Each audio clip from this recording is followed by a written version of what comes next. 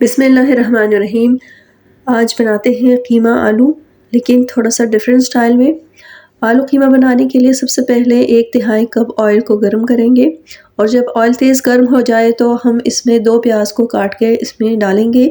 प्याज सुनहरे होने तक हम इंतज़ार करेंगे, साथ साथ हम दूसरे भी काम करेंगे।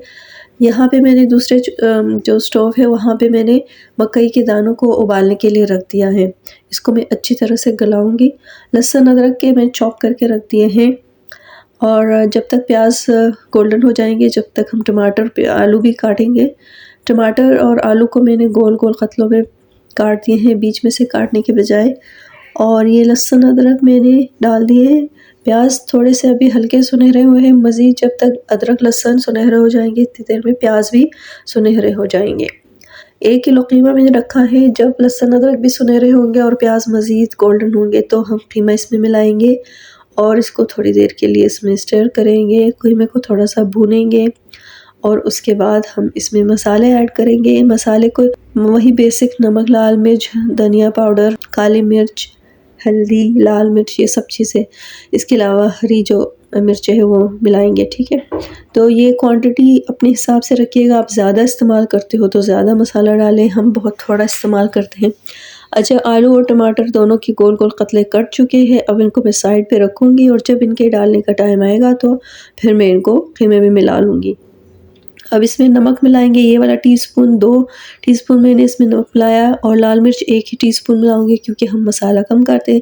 हल्दी ½ टीस्पून, सेम स्पून जो है वो धनिया पाउडर ये मैंने ½ टीस्पून और काली मिर्च 1 टीस्पून, ये सब मिलाया। अच्छी तरह मसालों को भूनेंगे और इसको इस तरह पे स्टीम में पकने देंगे। थोड़ी देर आप ढक ले, लेकिन धीमी आंच रखिएगा और साथ साथ में ध्यान रखिएगा अनअटेंडेड नहीं छोड़िए क्योंकि पानी नहीं है इसमें तो जल भी सकता है।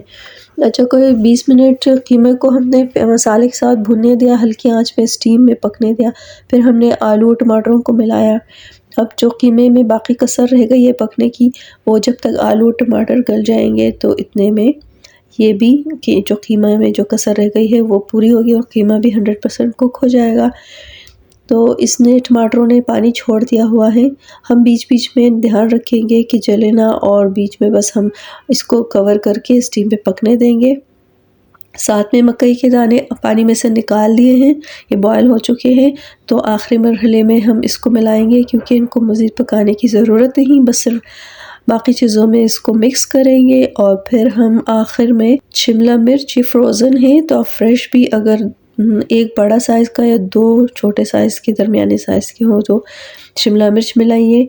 और हरी मिर्चें 3 से 4-5 मिर्चें आपने काट के डालना। अगेन अगर आपको तेज़ चाहिए तो आप ज़्यादा डाल सकते, 6 तक भी डाल सकते हो। सारे मसाले मिल गए और कीमा भी 100% कुक हो चुका है। आलू भी बहुत अच्छे से नरम हो चुके, टमाटर बिल्कुल गल चुके हैं और कीमा आलू इन चाइनीज़ स्टाइल इज़ रेडी। आप इसको प्लेन राइस के साथ सर्व करें या आप नान के साथ, चपाती के साथ, जिसके साथ भी सर्व करें, हर चीज़ के साथ इसका कॉम्बिनेशन बेस्ट रहता है।